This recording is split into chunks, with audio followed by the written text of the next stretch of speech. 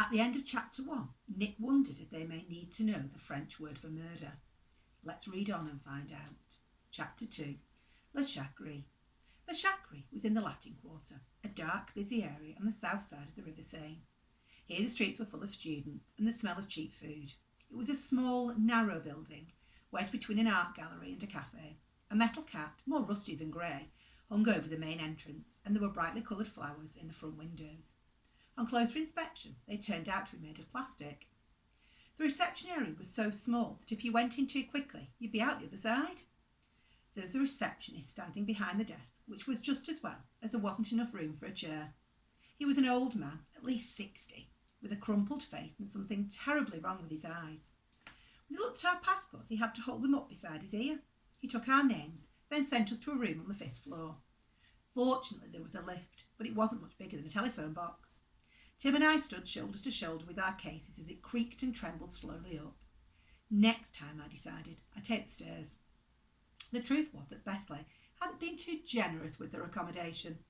Our room was built into the roof with wooden beams that sloped down at strange angles. It made me think of the Hunchback of Notre Dame.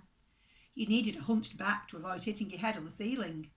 There were 2 beds, a single window with a view over the rooftops, a chest of drawers and a bathroom, too small to take a bath. Which bed do you want? I asked. This one. Tim threw himself onto the bed next to the window.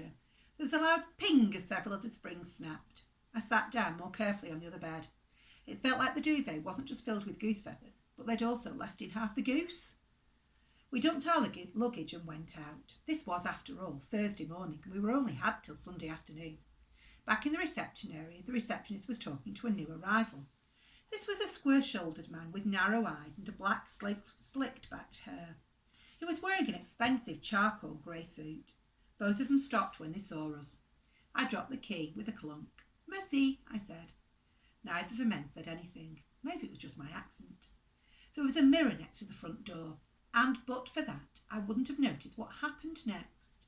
But as Tim and I made our way out, the man in the grey suit reached out and took my key, turning it round so he could read the number. He was interested in us, that was for sure. His eyes, empty of emotion, were still scrutinising us as the door swung shut and we found ourselves in the street. First the death of the steward on the train, then the last whispered warning, "Beware the mad American," and now this. There was a nasty smell in the air already, and I knew it wasn't just the French cheese. "Which way, Nick?" Tim was waiting for me, holding a camera. He'd already taken 3 photographs of the hotel, a street lamp and a post box, and he was waiting for me in the morning sunlight. I wondered if he'd remembered to put in a film. I thought for a moment. I was probably being stupid. We were here in Paris for the weekend and nothing was going to happen. I couldn't even be sure it was Marc Chabrol who'd fallen under the train. "Let's try down there," I said, pointing down the street. "Good idea," Nick agreed as he turned the other way. "What can I tell you about Paris? I'm no travel writer. I'm not crazy about writing, but I can't usually afford to travel. But anyway, Paris is a big city full of French people. It's a lot prettier than London, and for that matter, so are the people. They're everywhere, in the street-side cafes, sipping black coffee from thimble-sized cups, strolling on the Seine in their designer sunglasses, snapping at each other on the bridges through 18 inches of the latest Japanese lens.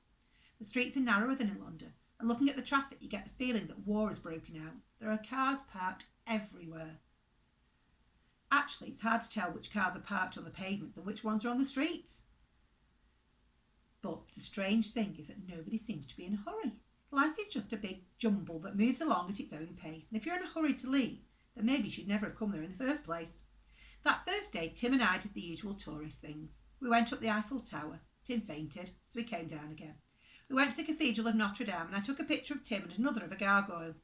I just hoped that when I got them developed, I'd remember which was which. We went up the Champs-Élysées and down the Jardin Les Tours. By lunchtime, my stomach was rumbling, so more worryingly were my feet. We had an early supper at a brasserie overlooking another brasserie. That's another thing about Paris. There are brasseries everywhere. Tim ordered 2 ham sandwiches, a beer for him and a Coke for me. Then I ordered them again using words the waiter understood. The sandwiches arrived. 20 centimetres of bread, I noticed, but only 10 centimetres of ham. "This is the life, eh, Nick?" Tim sighed as he sipped his beer. "Yes, Tim," I said, "and this is the bill." And Tim glanced at it and swallowed his beer the wrong way. €10, he exclaimed. That, how much is that?" €1's worth about 7 old francs, I explained. It's about 70 pence, so the bill is about £7. Tim shook his head. I hate this new money, he said. I know, I agreed, because you haven't got any.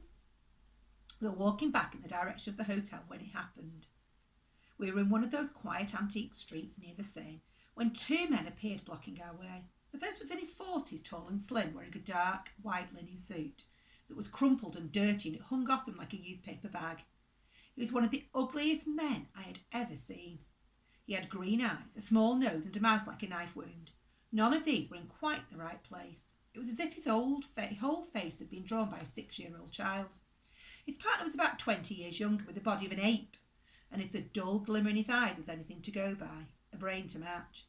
He was wearing jeans and a leather jacket and smoking a cigarette. I guess he was a bodybuilder.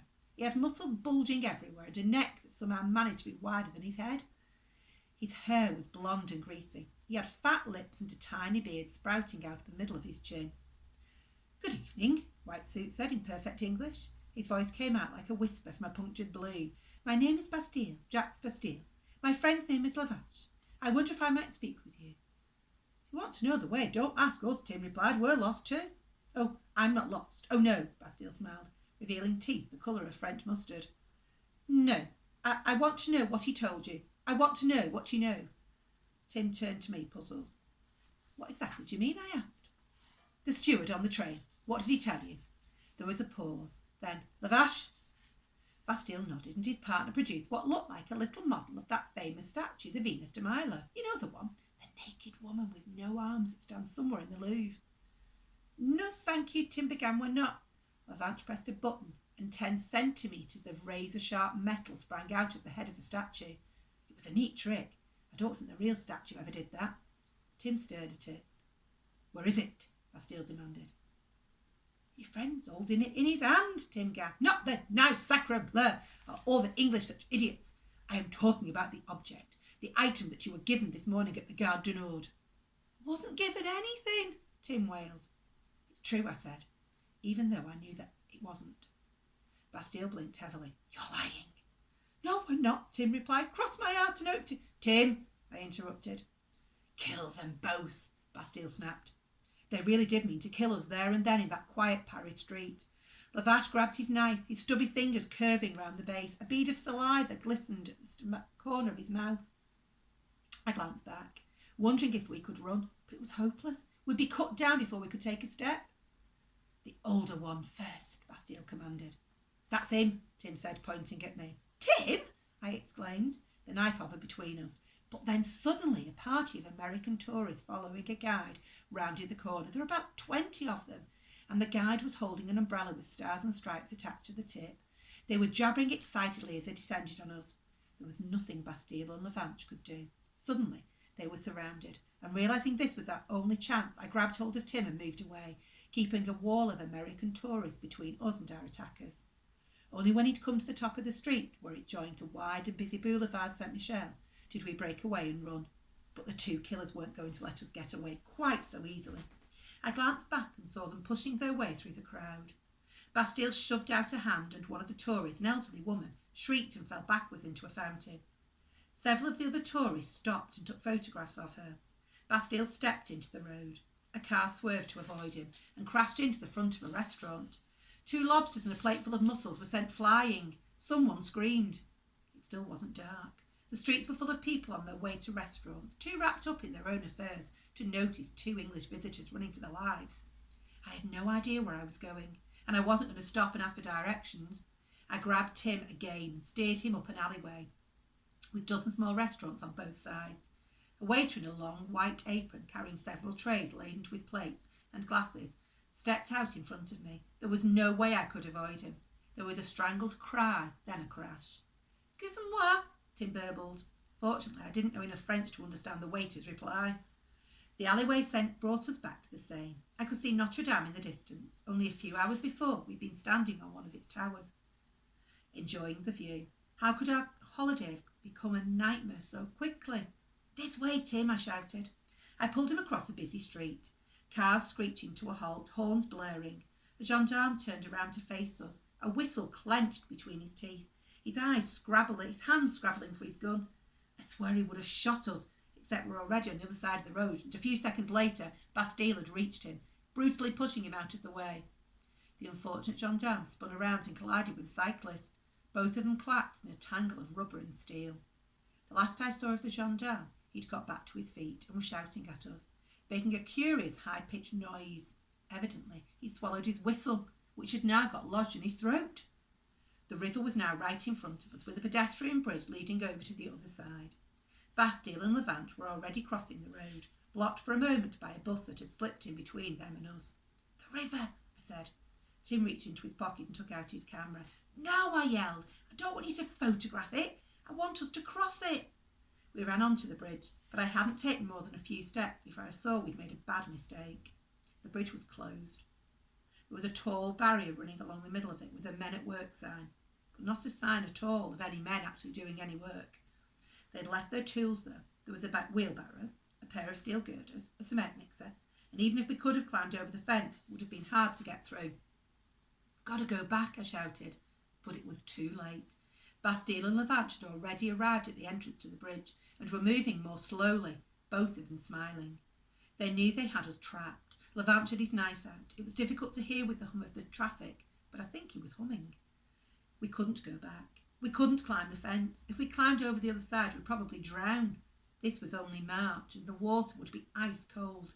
Just 20 metres separated us from the two Frenchmen. There was nothing we could do. And that was when I saw the boat. It was what they called a bateau mouche. One of those long, elegant boats with glass windows and ceilings that carry tourists up and down the river throughout the day and at night. This one was full of people, enjoying a dinner and dance. I heard the music drifting up to us. They were playing a waltz, the Blue Danube. A strange choice considering they were on the sea. Already the boat was slipping under the bridge. Another few seconds and it would have disappeared down towards the Eiffel Tower. "Jump, Tim," I ordered. "Right, Nick." Tim jumped up and down on the spot. "No, I mean jump off the bridge." "What?" Tim looked at me as if I was mad. Bastille was only 5 steps away from us now. I ran to the edge of the bridge, hoisted myself up and jumped. Tim did the same. A few seconds behind me, I caught a glimpse of Bastille staring at us, his face twisted between anger and amazement. Then I was falling through space, with the river, the bridge and the boat corkscrewing around me. I thought I might have mistimed it, but then my feet hit something and I crashed onto the deck. I was lucky. I had hit the floor of the boat where there was a sheet of tarpaulin stretched out amid a tangle of ropes. It broke my fall. Tim was less fortunate. He had jumped a few seconds after me, allowing the boat to travel a few metres further forward. I heard the glass shatter as he went feet first through the glass roof. There were more screams, and the music stopped. I pulled myself up and gazed groggily through a window.